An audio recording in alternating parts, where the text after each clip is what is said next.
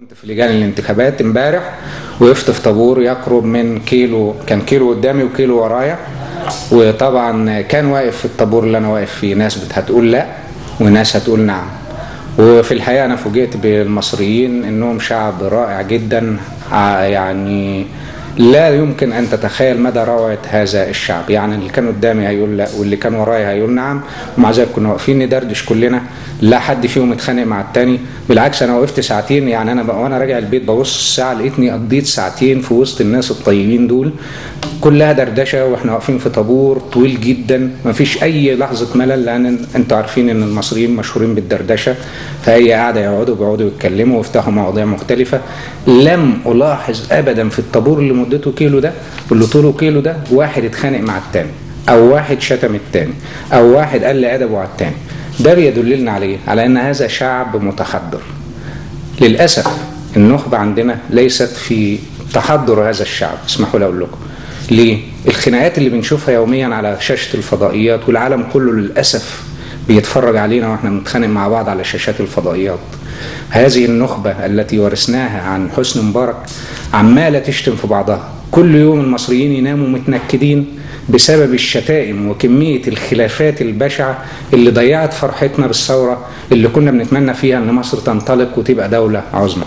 هذه النخبة انا بتمنى ان الثورة اللي حصلت في مصر تقدر تغيرها وتجيب لنا نخبة جديدة على قدر عظمة هذا الشعب وقدر رقي هذا الشعب اللي انا شفته امبارح. وقفت ساعتين في وسط ناس طيبين، ناس لا هم معاهم دكتوراه ولا معاهم اي حاجة، وانما تحس بانه متحضر فعلا ورا 7000 سنة حضارة. متى سيكون لدينا نخبة بهذه العظمة، نخبة جديدة يستحق هذا الشعب؟ واسمحوا لي وانا اعلامي كمان اقول لكم ان الاعلام ايضا فيه فساد، لانه بيساهم في اشعال الحرائق في المجتمع. لما يجيب 2 من النخبة دي وينصب النصبة بتاعته كل ليلة عشان هياخد في اخر الشهر 1,000,000 او نص مليون، هي دي شغلته، يشعل الحرائق في مصر. يا مشعل الحرائق والفتن في مصر، اتقوا الله في هذا الشعب اللي انا شفته امبارح وكنت واقف في الطابور، لا فيهم واحد شتم التاني ولا اتخانق مع التاني، مع ان واحد رايح يقول نعم والتاني رايح يقول لا. بتمنى من كل قلبي ان ثورتنا تنجح في انها تخلق لنا نخبة جديدة بعظمة هذا الشعب وفي حضارة هذا الشعب، وتبقى نخبة متحضرة فعلا لا تسيء إلى هذا الشعب على شاشات الفضائيات اللي بيراقبها العالم كله. وكان بيتمنى العالم العربي انه يتعلم من ثورة مصر عشان لما يبقى عندهم ثورات يعرفوا ازاي يقودوا نهضتهم. النهاردة انا بكسر القاعدة دي، بحاول ابدا بنخبة جديدة خالص، وجه جديد اول مرة قابله في حياتي واول مرة اعتقد في برنامجنا. اهي خطوة على طريق النخبة الجديدة بدل النخبة اللي احنا مللنا منها كلنا. استاذ حسام ناصف، عضو مؤسس بحزب الاحرار الدستوريين، اهلا بك استاذ حسام. اهلا وسهلا. ويسعدني ان انت ضيف النهارده في الاستوديو، واتمنى ان المشاهدين يستفيدوا من كل اللي هنقوله النهارده ان شاء الله. لا شكرا ليك، واشكرك على المقدمه الجميله اللي انت قلتها. انا بحكي تجربه شخصيه والله، عشتها بنفسي. واتفق معاك بالنسبه للنخبه السياسيه، وان كنت اعتقد ان هم نكبه سياسيه على مصر وليست نخبه سياسيه. طياره فرحتنا بالثوره. فاعتقد ان هم يتحملوا جزء كبير جدا من الواقع السياسي اللي موجود في الشارع النهارده، ويتحملوا الجزء الاكبر من المصادمات اللي حصلت او من السلبيات اللي احنا عمالين بنشوفها من ساعه الثوره حتى الان، او من ساعه تنحي الرئيس السابق حسني مبارك حتى الآن وخلعه. فده يعني أنا شايف إن أنا لازم أشير إليه قبل ما نبتدي الحوار مع بعض، وأتفق معاك في هذا الجزء. طب تتفق معاك كمان في إن شعبنا يستحق نخبة أفضل من ذلك؟ لا بص حضرتك، أنا يعني ولا هي النخبة بنت الشعب؟ لا يعني كان يكون الشعب تكون النخبة نهائي. أنا رأيي شعب مصر ده شعب ليس له مثيل، شعب ربنا حباه بإمكانيات غير متواجدة لأي شعب آخر، مذكور في كل الكتب السماوية. شعب قدر يخلق حضارة من أكثر من 6000 سنة يذهل لها العالم حتى الآن. فأعتقد أن الشعب، وهو ده الجديد النهاردة في الحركة السياسية، أنه هو اللي بيقود الحركة وليست النخبة السياسية. وأعتقد أن هي دي المستقبل، أن يعني الشعب هيتجاوز نخبته أكيد، لأن نخبته خذلته. النخبة، ويمكن هنيجي في المشهد السياسي هندخل في تفاصيل أكتر، إنما الشعب أصبح الآن هو في المقدمة والنخبة تتبعه. بل الفترة اللي جاية نتوقع ان الشعب هيكون هو صاحب القرار، والنخبة هي اللي هتبتدي تتبع هذا القرار. الشعب، وده وضع حلو ان الشعب يبقى القائد والنخبة تسمع كلام. مع الايام اثبت الشعب ان هو اقدر على القيادة من النخبة اللي هنتكلم عنها بالتفاصيل بعد كده. ضيعت الثورة وصلتنا اللي احنا فيه. طيب نبدأ من نقطة الصفر. انا حكيت تجربتي امبارح، انت شفت امبارح التجربة ازاي، وايه انت شايف اللي حصل امبارح ازاي؟ لا هو لو احنا امبارح رحت حطيت صوتك؟ اكيد. يبقى شفت تجربة انت كمان؟ اكيد طبعا. شفت ايه؟ يعني التجربة، قبل ما اتكلم على التجربة الشخصية نتكلم على المشهد السياسي بالنسبة للاستفتاء امبارح. اول حاجة ان الشعب نزل، لان دي كانت بالنسبه له سياسه الامن الواقع. يعني واحد رميته بالتعبير الاسكندراني في البحر وقلت له عوم، فلازم هيعوم. يعني هو ما قداموش اي اختيار تاني غير ان هو رغم المعارضه او الاتفاق على الاستفتاء او مواد الدستور، انما كان الحل الوحيد ان هو ينزل، ما قداموش حل تاني. السياسه فن الممكن، هو ده الممكن. فالنزول امبارح المشهد السياسي يقول ان الشعب ابتدى يتعلم سياسه إجمالية. هو في دمه السياسة، إنما ابتدى يطبق وابتدى إن هو يحس إن هو مسؤول سياسيا عن مقدرات البلد. فابتدى ياخد الكلمة ويفرض رأيه، ودي هتمثل لنا إيجابيات في المستقبل القريب، إن الشعب هو اللي هيقود الثورة بعد كده. فالمشهد السياسي بالنسبة للاستفتاء امبارح مشهد إيجابي جدا من قبل الشعب، ان هو نزل، ان هو قال رأيه سواء بآه او بلأ، ان هو كان في كثافة منقطعة النظير. كل ده بيأكد ان الشعب النهاردة هو متمسك بحقوقه واتعلم سياسة وبيمارس سياسة. طبعا الكمال لله وحده، اكيد في سلبيات لاحظتها او ايجابيات او ملاحظات يعني على ما حدث بالامس. لو نقول كده بسرعة برضو قائمة السلبيات والايجابيات اللي شفتها. نتكلم الاول ان العملية اللي بتاعة الاستفتاء أو الانتخابات لها مراحل معينة. عملية الإعداد للانتخابات، ودي احنا بنلاحظ فيها كمية من السلبيات كتيرة. دي الوقت، عدم كفاية الفترة اللي سبقت التصويت طبعا. والاعدادات لها هي كانت 15 يوم بالظبط، وهذه فترة غير كافية تماما لاستفتاء على دستور مصر. انت بتحط دستور، يعني بتحط العقد الاجتماعي اللي ما بين السلطات وما بين الشعب، اللي هو يقبل هذه البنود. يبقى أول حاجة فترة قصيرة قبل التصويت. بالظبط. تاني حاجة عدم الإعداد الجيد لعملية التصويت نفسها، نظرا لانسحاب كمية كبيرة من القضاة. فانت مش قادر، ما عندكش الامكانيات ان قسم الاستفتاء على مرحلتين، فابتديت تجيب هيئات قضائية وابتديت تحطها. ان انت ترتب الاستفتاء في خلال 15 يوم، يبقى انت محتاج وقت كافي علشان تطلع بنتائج جيدة. محتاج ان انت توعي الناس، محتاج ان انت الاعلام هنا كان دوره دور حشد وليس دور توعية. ودي من السلبيات اللي رصدناها طبعا. يبقى قصر المدة، دور الاعلام في الترتيبات ما كانتش كويسة اثناء الاستفتاء، وده انعكس بعد كده اللي هي المرحلة الثانية اللي هي مرحلة التصويت على البطء في الطوابير. يعني حضرتك بتقول ان انت قعدت الطابور ساعتين. وانا راجع البيت ببص في الساعه لقيت ساعتين فاتوا. طيب يعني ساعتين. طب احنا عندنا كبار السن وعندنا شكاوي حصلت كتير. بيتسامحوا مع انا نفسي كنت اقول لاي واحد كبار السن روح للظابط هيدخلك. لا في لجان ولجان. يعني لازم نقدر نقول ان يعني دي كانت بتخضع، بنقول لهم كده يعني اللي عايز اقوله لحضرتك ان دي كانت بتخضع الى الحكم الشخصي بالنسبه للضابط اللي موجود، بالنسبه للقاضي. انما ما هياش عمليه منظمه ومنهجيه بحيث ان انا اقصر الوقت على الناخب، لان الناخب هو ممكن يكون راجع عنده مصلحه، مرهق، عيان، ظروف صحيه، حاجات كتيره جدا مرتبط بمواعيد اخرى. فانا كنت لازم اهيئ له هذا المناخ. يبقى اداره يوم التصويت نفسه كان فيها مشاكل، كان فيها مشاكل كتير وتعددت. يعني اقدر اقول لحضرتك من الرصد والمتابعه ان اتقدم للمجلس الاعلى او مجلس حقوق الانسان في مصر 200 شكوى، احال منهم 165 للجنه العليا للانتخابات. اذا اللجنه النهارده اعلنت ان هي بترحب باي حد عنده شكاوى، بس ما يقعدش يطلع على الشاشات يقول الانتخابات مزوره. لا انا بتكلم حضرتك من المجلس الحقوق الانسان المصري، باي شكوى يا جماعه اللي عنده شكوى عشان نحقق فيها احنا قضاه، يعني هنقدر نحقق فيها. ومثلا لو بصينا للمراقبين الاجانب مثلا، مش بصفه مراقب انما بصفه اعلام او صحافه، زي CNN قالت ان في 123 مركز حقوقي وجمعيه قدموا شكاوى على انتهاكات في الانتخابات. اللجنه بتسال قدموها فين؟ بتقول لك احنا عايزين الشكاوى ما تقالش في الاعلام، تجي لنا الشكوى عشان نشوف هل فعلا كان في واحد ما هوش قاضي في لجنه، هاتوا لنا اسمه عشان نسجنه لانه كده مزور، يقول قاضي وانا مش قاضي. ده اكيد. واعتقد ان في محضر في اسكندريه في لجنه معينه اتعمل بهذا المعنى. يا ريت عشان يسجن اللي قال قاضي في منطقه مينا البصل.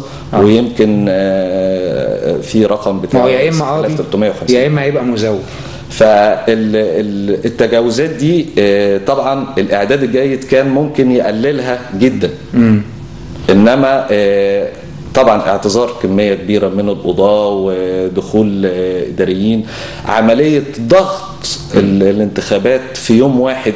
يعني اقدر اسال سعادتك الانتخابات مثلا في السفارات في الخارج يعني خدت عده ايام، لان قال لك كل الايام عمل ما عدا السبت والحد عندهم. لا ده هي خدت اكتر من اللي اخطا يعني خلاها يوم الاربعاء ليه؟ الناس دول مع الويك اند عندهم سبت وحد، انت عاملها الاربعاء ليه؟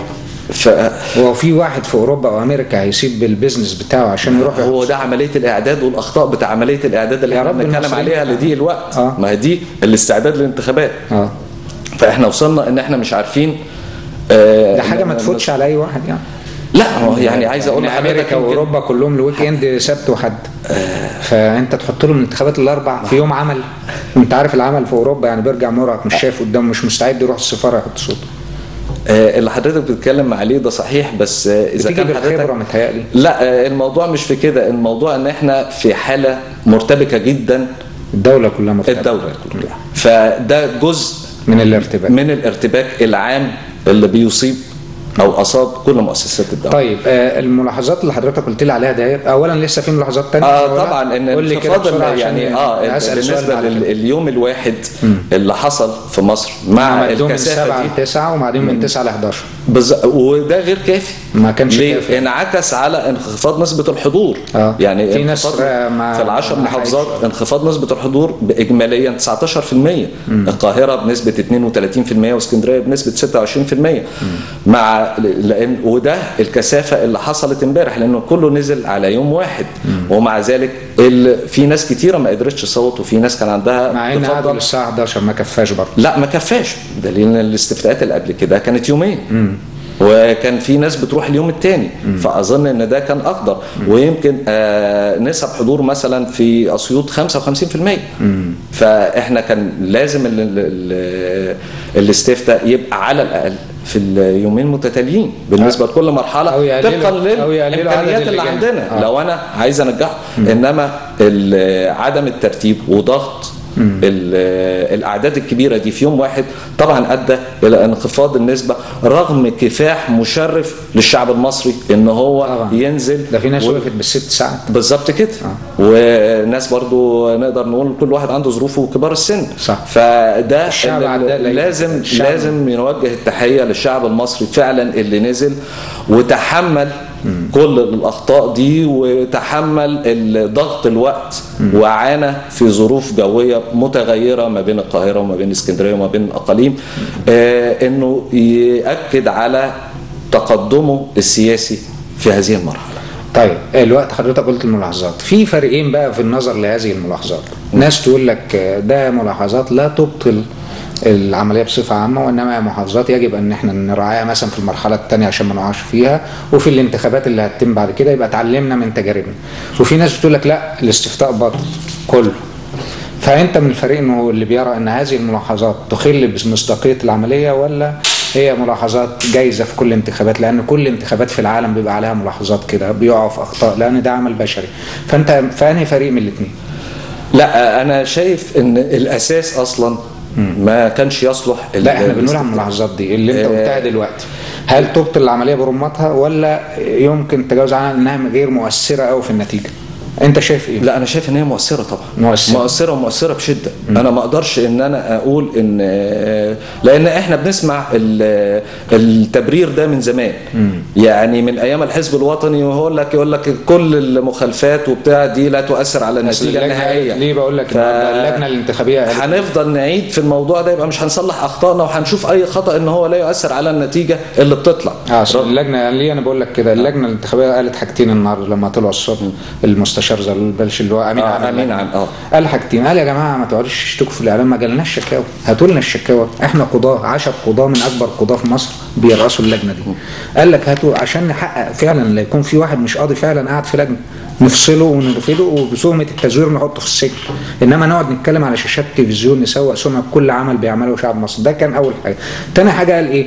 قال الحته اللي كنت بقولها لك دلوقتي، كل اللي قالوه في الاعلام ده لا يبطل، لان ملاحظات شكليه ان قاضي اتاخر ساعه، ان مش عارف واحد ما لحقش يدخل لان مع اننا مديناها ل 11. قال لك هذه الملاحظات بفرض صدقيتها انها صادقه وان ما حدش كذب ولا حاجه لا تبطل العمليه. فلذلك كنت بسالك السؤال، هل هذه الملاحظات يمكن ان تبطل العمليه؟ انا من وجهه نظري طبعا، يعني لازم ان احنا نحط الحدث. انا اللي حضرتك بتقوله ان احنا عايزين الحاجات دي تتقدم الى اللجنه العليا للانتخابات.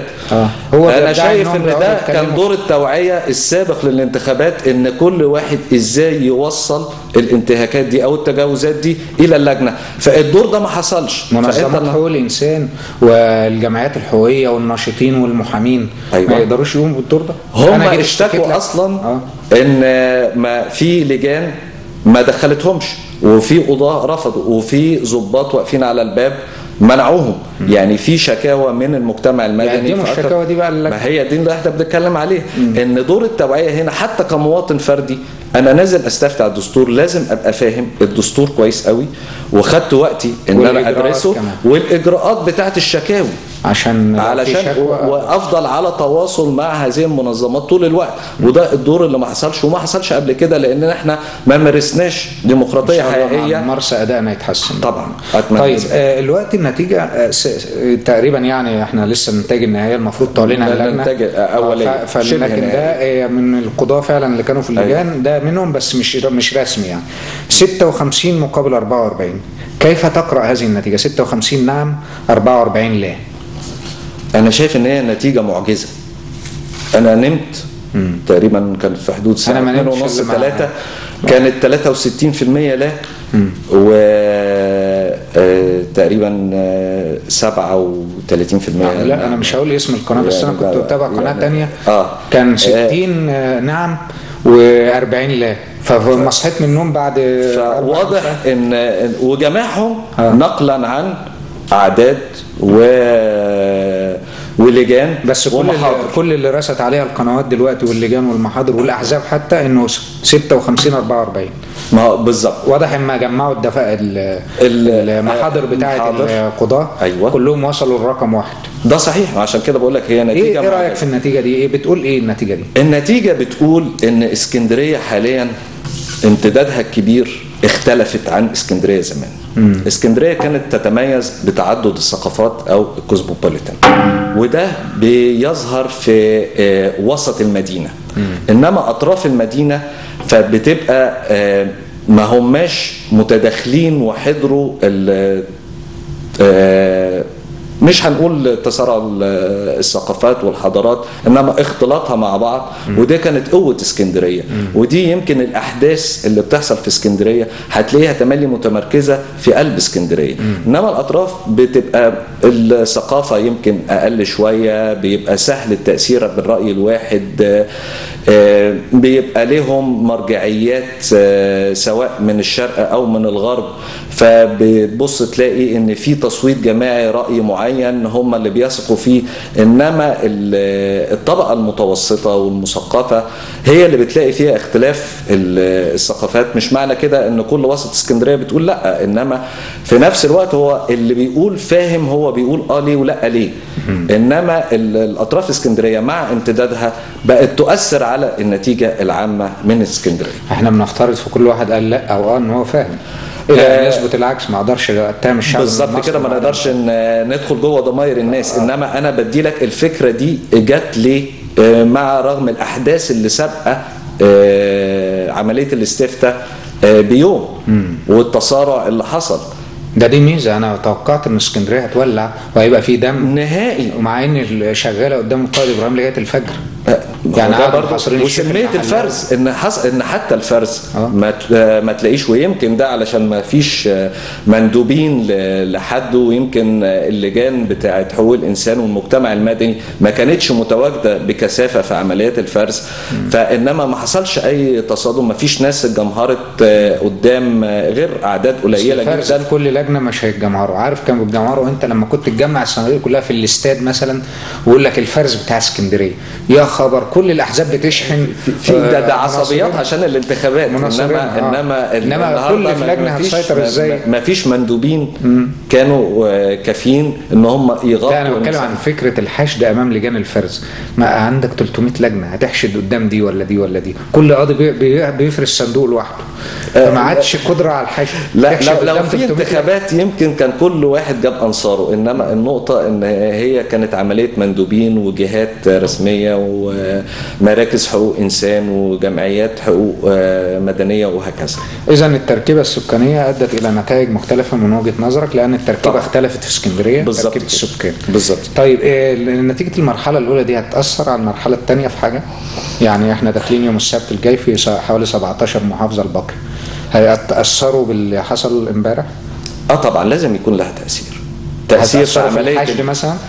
يعني هيقلدوا المحافظات بتاعت امبارح في انهم يحشدوا برضه طوابير كده؟ اعتقد غير ان المرحله الاولى نتيجتها، ومهما قلنا هي نتيجه متقاربه، فهيبتدي كل الناس لهم انصار في نعم او لا ان هم يشتغلوا في المحافظات اللي باقيه علشان يزودوا احتمال الراي اللي هم بينصروه. يعني في رايك النتيجه اللي وصلنا لها دي 56-44 هتخلي المرحله الثانيه حاميه سخنه؟ طبعا، لان هيبقى في شغل سياسي في الشارع السياسي مهمه جدا طبعا. ممكن تقلب النتيجه لاي ناحيه من الاثنين. يعني هو ممكن نظريا، انما عمليا ما اعتقدش ان هي انما عمليا ما اعتقدش ان هو يسمح بتغيير النتيجه. ما هو دي عايز اقراها فعلا في المحافظات الباقيه. يا ترى التيارات نهي اللي قويه في المحافظات يعني عندنا لسه الجيزه وفي البحيره جنبنا هنا وفي مرسى مطروح، ويعني عايزه دراسه لخريطه. وعندك المنوفيه، فالمنوفيه ممكن تطلع زي اسكندريه قالت نعم برضو. يعني ما بقول لك هي المؤشرات والنتائج الديناميكيه دي حلوه، معجزه في حد ذاتها، يعني بتحصل على ارض مصر. يعني انت متوقع ان هناك اثر ما من المرحله الاولى هينعكس على المرحله الثانيه؟ اكيد، سواء في الحشد او في النتائج. اكيد طبعا. طيب نروح لسؤال مهم بقى عشان هنتفرغ للسؤال الرئيسي اللي هو المشهد السياسي حاليا في مصر. الناس اللي رايحه كده ورايحه كده لازم يكونوا متوقعين ان في المسار انتخابات قريب جدا. يعني كل الاحزاب في مصر لازم تتوقع ان احنا داخلين كده على انتخابات، يا اما هنروح على انتخابات مجلس نواب لو قلنا نعم للدستور، يا اما هنروح على انتخاب جمعيه تاسيسيه جديده. انت شايف ان الاحزاب بتاعتنا مشغوله في معارك جانبيه ومش مستعده، ولا هي فعلا بدات تنظم نفسها ان هناك انتخابات في مصر في خلال شهور سواء لجمعيه تاسيسيه جديده او مجلس نواب جديد؟ لا، هي على مستوى الاحزاب هي ابتدت تستعد ومن قبل الدستور، لانه من بعد الحكم بتاع مجلس الشعب. انما النقطه هنا ان كل حزب ساعه الانتخابات بتختلف تقديراته وبيحب يتحرك بصفه فرديه. ما هو ده السؤال. جبهه الانقاذ دلوقتي متكتله كلها لهدف ما. بالظبط. فلما تيجي تدخل على انتخابات مجلس نواب كل واحد عايز يبقى له كراسي في المجلس، فهل هيوصلوا اتفاق مثلا يفضلوا كيساريين مع ليبراليين مع مثلا ديمقراطيين اجتماعيين مع رأسماليين مع اشتراكيين، هيفضلوا كتلة واحدة ويدخلوا؟ ولا انت شايف المشهد بيقول ايه؟ هيجوا عند الانتخابات وكل يغني على ليلى؟ بالظبط كده. هو ده اللي انا شايفه. اولا هم بيتحالفوا النهارده لان المصلحه واحده، تحالف مرحلي وتحالف قصير الاجل، وهم تملي الكتله المدنيه على هذا السياق. انما اعتقد لو وصلنا لمرحله الانتخابات اللي احنا هنوصل لها خصوصا بالنسبه لمجلس الشعب، لا طبعا تأكد سعادتك ان هي زي الانتخابات اللي فاتت بتاعت مجلس الشعب، بتلاقي تحالفات وبعدين تصفى على 3 احزاب، مع ان التحالفات دي يمكن كانت بادئه ب10 احزاب اكتر من كده، يختلفوا على القوائم وعلى الاشخاص، فبتتفرق الموضوع ده. وده يمكن ان التيار الاخر بيستغل ضعف وفرقه هذا. طب دي نقطه ضعف بقى، ازاي تفادوها بقى؟ نرجع تاني للكلمة اللي حضرتك قلتها في المقدمة، وهي النخبة السياسية. هل النخبة السياسية دي هل هي فعلا نخبة قادرة على العمل الجماعي وقادرة على التنسيق يعني وقادرة على الالتزام؟ بيبص تحت رجليهم ولا ايه؟ طبعا. طب ما يخسروا كده. طب ما هيخسروا، بس كل واحد بيكسب بصفة شخصية. ودي من السلبيات بتاعة المشهد السياسي. يعني المصلحة الشخصية قبل المصلحة العامة؟ طبعا. ما هي دي بدليل ان حتى التيار يعني ما يطلق عليه التيار المدني اتطلب منه اكتر من مرة قبل انتخابات الرئاسة ان هم يتفقوا على مرشح 2 يا سيدي، انما ما حصلش. وحاليا كل واحد بينظر لنفسه ان هو كان الرئيس المنتظر، فهو بيتكلم من هذا المنطق، رغم ان هو يعني في الشارع السياسي لا يساوي كثير بعد قيادة الشعب المصري للمشهد السياسي الحالي. هم بيعترفوا دلوقتي، بيقول لك الشعب هو اللي بيقودنا. اذا هو ما ينفعش قائد. خلاص بقى بيتخلى عن مركز القيادة. ندخل على توصيف المشهد السياسي ولا عايز تقول نقطة تانية قبل ما نروح لها؟ لا، توصيف المشهد السياسي اعتقد ان هو السؤال الاهم والاكبر. نقول بقى انا اترك لك الفرصة كاملة. لا ابدا، الا اذا في حاجة ادخل معاك فيها. لا، توصيفك للمشهد السياسي في مصر حاليا. التوصيف بتاع المشهد السياسي يعني شيء محزن، ويعني ما يبقاش فيها تجاوز لو قلنا ان هو مخجل. ليه؟ اولا تعال نبص عليها من ناحيه مؤسسات الدوله. ارتباك شديد في مؤسسات الدوله. انت النهارده ما عندكش قرار عارف اذا كان هيتنفذ ولا لا. ممكن تبص تلاقي فرض ضرائب وبعدين الايقاف الى حين، وهترجع تاني الضرائب على المنتجات اللي اتقالت عليها. وبالكتير في يناير بتلاقي دعوات ونقعد وناكل لقمه مع بعض وبعدين تتلغي. بتلاقي قرارات واعلانات دستوريه وبعدين تتلغي. حتى لما بتبص على المشهد من بعيد، الداخليه لما بتنزل في اي مصادمات حاليا بتلاقيها ليها دور حيادي، واقفه بتتفرج، هي مش عارفه هي هتعمل ايه. يعني كنت بسمع وزير النهارده فقال نفس الكلام ده، فبيقول ايه؟ المذيع بيساله بيقول له يعني الحكومه ما عملتش حاجه، مش عارفه تعمل حاجه في البلد دي، انتوا لازمكم ايه في الحكومه؟ فقال له شوف احنا بنفتقد لحاجتين مهمين جدا. اول حاجه الزراعي الامني، لو احنا مثلا قلنا المحلات تغلق في العاشره مين اللي هينفذه؟ قال ما عندناش امن يقدر يقول للناس من فضلكم الساعه 10 اقفلوا، لان الامن بيخاف زي ما حضرتك بتقول ويقف حيادي. لا هو مش موضوع خوف، هو عمليه ارتباك. اتفضل. نمره 2 قال ما عندناش تمويل، مصر داخله على مرحله يعني لا عندنا فلوس ولا عندنا امن. طب قول لي، بيقول للمذيع قول لي الحكومه تنجح ازاي؟ حكومه لا عندها فلوس ولا عندها امن ينفذ قراراتها. فالمذيع قال له اذا سعادتك متفق معايا ان حصل انهيار في مؤسسات الدوله، ففي ربكه على جميع المستويات. ده شيء فظيع وشيء يعني عايز اقول لحضرتك يؤدي الى انهيار اي دوله في العالم. كويس ان مصر عايشه كده، عايشه بشعبها، ما حصلش انهيار لغايه دلوقتي. انما كمؤسسات الشعب هو اللي ساند الدوله حتى الان. انما الدوله مش على المستوى المطلوب كمؤسسات كلها. لا الاجهزه بتقوم بشغلها ولا في فلوس ولا في اي حاجه. لان ودي برضو ليها مرجعيه، هي انهيار العقيده، لان كانت العقيده النظام، فلما انهار النظام انهارت العقيده. ان كانت العقيده مش الامن الداخلي لمصر، فانت ما بقاش عندك العقيده اللي انت تدافع عنها. ده بالنسبه للداخليه. تفتكر حاله الارتباك دي هتطول ولا هنعرف نلملم اجزاء الدوله دي وكل جهاز يرجع يقوم بواجبه؟ الداخليه تقوم بواجبها، الماليه تقوم بواجبها، التموين يقوم بالنقل، كل الحاجات المهمه للانسان دي. لما تجيب الشخصيات اللي تستطيع ان هي تملا هذا الفراغ، ان هي تكون ولا شخصيات؟ افندم، سيستم ولا شخصيات؟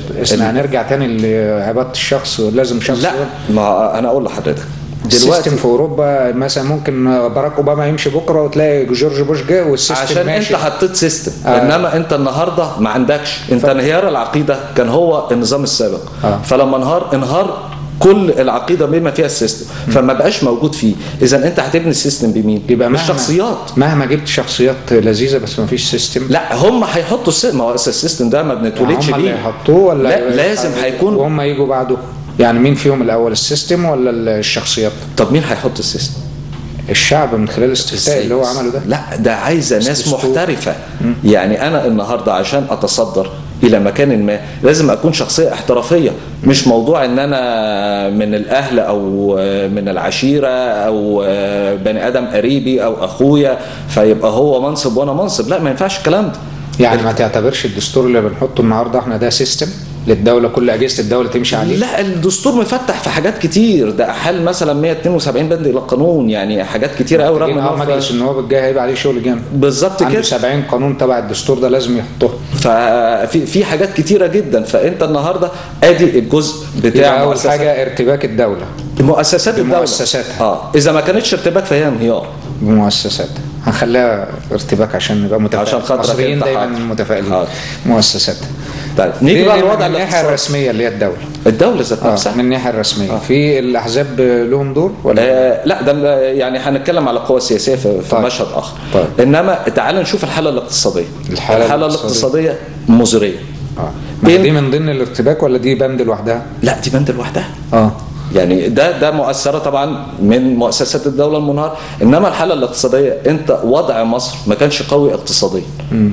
انت النهارده بتكرس لاضعافها. ان انت وصلت البلد ان هيحصل، سواء كان اللي احنا هنتكلم فيه بعد كده، سواء كان الدستور اللي جاي ده اتقال فيه نعم او لا، في استحقاقات لازم هتدفع من السلطة الحاكمة حاليا، ان هي بقى عليها معدلات التنمية، ان هي عليها اعادة البناء لهذا الوطن، ان هي اعادة المعدلات الاقتصادية. انت النهاردة ايه المشروع اللي اتحط خلال ال6 اشهر اللي فاتوا علشان ازمة العيش، ازمة الانابيب اللي احنا بنشوفها كل شتاء، ازمة المواصلات؟ يعني انا لو عندي مشروع عارف ان في تحسن ما بتتحسنش. لا لو انا عندي مشروع على مراحل وعارف ايه هي المراحل دي بالنسبه مثلا لخطوط السكه الحديد، وعارف هنبتدي بأني مرحله وتاني مرحله، يبقى انا عندي امل ان انا بعد كذا هركب سكه حديد محترمه، قطورات ما تخبطش في بعض وما تعديش المزلقانات والناس ما تموتش فيها ولا تتحرق زي ما حصل قبل كده. لو انا عارف ان انا لازم استحمل السحابه السوداء السنه دي، فانا عارف ان السنه الجايه هتبقى ب50% منها. ان انا بدل ما هقف في طابور العيش بالساعات، لا انا هقف بعد كده بأقل من كده بعدة دقائق. إنما أنا مش شايف المشروع ولا شايف الرؤية إن إحنا نوصل لمرحلة متقدمة عن اللي إحنا فيها، بل بالعكس.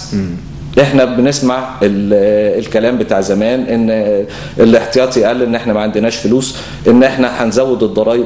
وهل هو ده مشروع النهارده إن أنا أزود الضرائب على الناس؟ يبقى أول حاجة ارتباك الدولة ومؤسساتها، الثاني حاجة تدهور اقتصادي متزايد يعني مع الأيام ما بيقلش.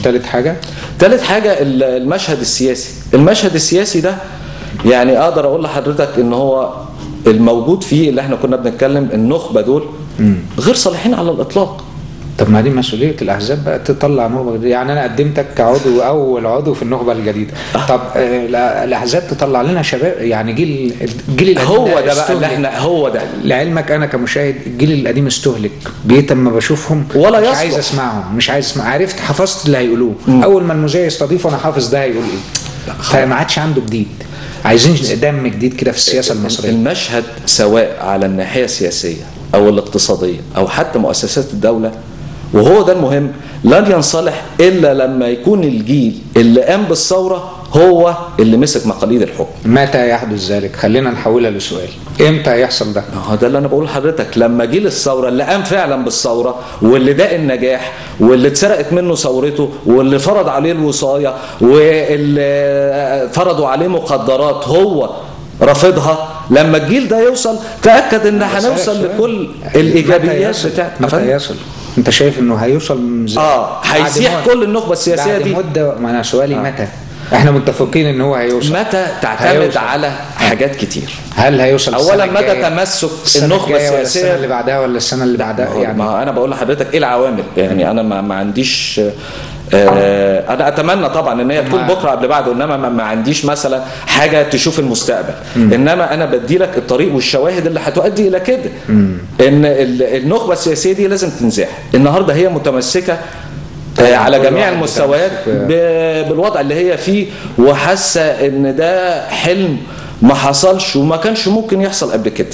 فلازم النخبه دي بقى طبيعي انهم يقاوموا. انت لو في اي منصب او مكان بتقاوم التغيير، عايز ده يفضل عشان للاسف هم ساعدوا شباب ما بيديش الصورة الصحيحة عن شباب الثورة ولا أفكارهم، إن هم يصدروهم للإعلام ويصدروهم للمشهد السياسي. ودي حقيقة الصور الحقيقيين هم عارفينها وعارفين نفسهم. والصور اللي ما بيزحهمش من طريقهم. ما هو ده بقى الدور اللي جاي، إن تمسك النخبة دي ولا زال في إيديها خيوط السلطة والإعلام والمقدرات الدولة بتقاوم مقاومة شديدة.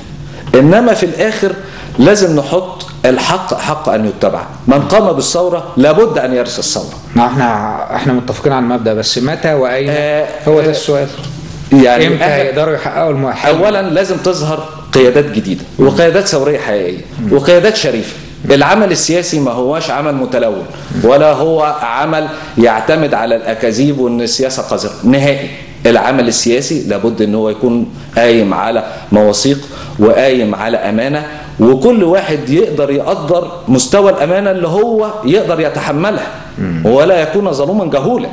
انما الشعب لازم يدفع ولازم يكون في قبول دولي، لان كل اللي بيحصل في مصر نبقى يعني بعيد جدا عن الساحه السياسيه والمفاهيم السياسيه لو ما عرفناش ان اي قرار يتخذ في مصر لازم يكون له أثر وله تبعات على المستوى الخارجي، ولازم يكون مدعوم بطريقة ما من الجهات الخارجية سواء كانت الغربية أو الشرقية. العالم طبعا مش هيسيبك في حالك، لأن مصر مهمة جدا. فالمثلث ده إن هي تتغير النخبة، إن يكون في دعم شعبي للثوار الحقيقيين، إن يكون في قبول دولي لهم، هو ده اللي هيحقق الانتصار للشباب الثوري. للأسف بيقولوا لي الوقت خلاص، كان نفسي نكمل، عندنا نقط كتير، لكن أوعدك يا أستاذ هشام بما إني أول واحد بيدخلك في النخبة الجديدة، ليك لقاء تاني من حقك إن شاء الله بإذن الله. أنا أشكرك جدا وأشكر القناة على هذا اللقاء. شكرا جزيلا. بنشكركم أعزائي المشاهدين. كان ضيفنا النهارده الأستاذ حسام ناصف، عضو مؤسس في حزب الأحرار والدستوريين.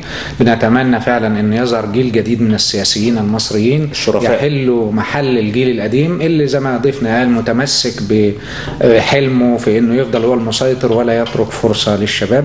بشكركم جدا، حتى نلتقي في حلقة قادمة. لكم أرق تمنيات أسرة برنامج الفنار. السلام عليكم ورحمة الله وبركاته. السماء ما نرضاش تدوس البشر بعضها، ما نرضاش